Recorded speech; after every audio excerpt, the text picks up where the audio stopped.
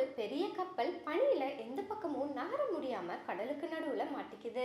அந்த கப்பல்ல வந்த எல்லாரும் சேர்ந்து அந்த பனியை உடைக்கிறதுக்காக வேலை செய்ய அப்படியே நைட் ஆகிடுது. அப்ப தூரத்துல ஒரு வெடி சத்தம் கேட்க அங்க போய் பார்த்தா அங்க ஒருத்தன் அடிபட்டு கிடக்குறான்.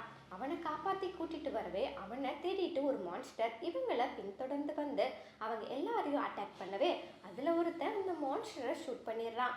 ஆனா அப்பையும் அது சாகாம அவங்கள அட்டாக் பண்ண வர கேப்டன் அந்த மான்ஸ்டர் நின்ற இடத்துல ஷூட் பண்ண அங்க இருந்த ஐஸ் கியூப் உடஞ்சு அந்த மான்ஸ்டர் தண்ணிக்குள்ள விழுந்து மூழ்கிடுது.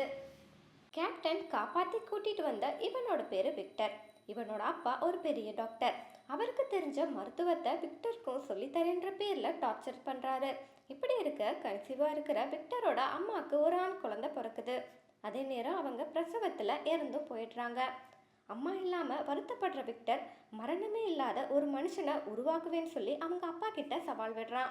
அவன் சொன்ன மாதிரியே ஒரு சில வருஷங்கள் கழிச்சு உயிரில்லாத சில சடலங்கள்ல இருந்து எடுத்த சில உறுப்புகளை ஒன்னா சேர்த்து அதுக்கு பேட்டரிஸ் மூலமா உயிர் கொடுத்து ஒரு ஆராய்ச்சியை பண்ணிட்டு இருக்கான்.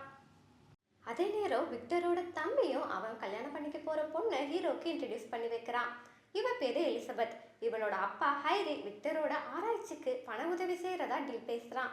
பட் அதுக்கு பதிலாக தனக்கு என்ன வேணும் அப்படிங்கிறத அப்புறமா சொல்றான். அதே நேரம் அவங்ககிட்ட இருக்கிற ஒரு பதப்படுத்தப்பட்ட நர்வஸ் சிஸ்டத்தை ஹீரோ கிட்ட கொடுக்குறான். இது எல்லாத்தையுமே சந்தோஷமா வாங்கிக்கிற ஹீரோவும் ஊர்ல இருந்து தள்ளி இருக்கிற ஒரு பெரிய பங்களாவில் அவனோட ஆராய்ச்சியை ஆரம்பிக்கிறான். செத்தவங்க அப்புறம் சாக போறவங்கன்னு உடல் உறுப்புகளுக்காக எல்லாத்தையும் தேடி போறான்.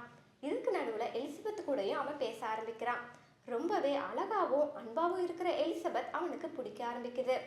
அவனோட பங்களாவுக்கு வர எலிசபெத் அவன் ஆராய்ச்சி பண்ணிட்டு இருந்த அந்த உருவம் முழுமை அடைஞ்சிருக்கிறத பார்த்து ஆச்சரியப்படுறா. அந்த சான்ஸை யூஸ் பண்ணிக்கிற விக்டரும் அவனோட காதலை அவகிட்ட சொல்ல பட் எலிசபெத் முடியாதுன்னு சொல்லிட்டு அங்கிருந்து கிளம்பிடுறா.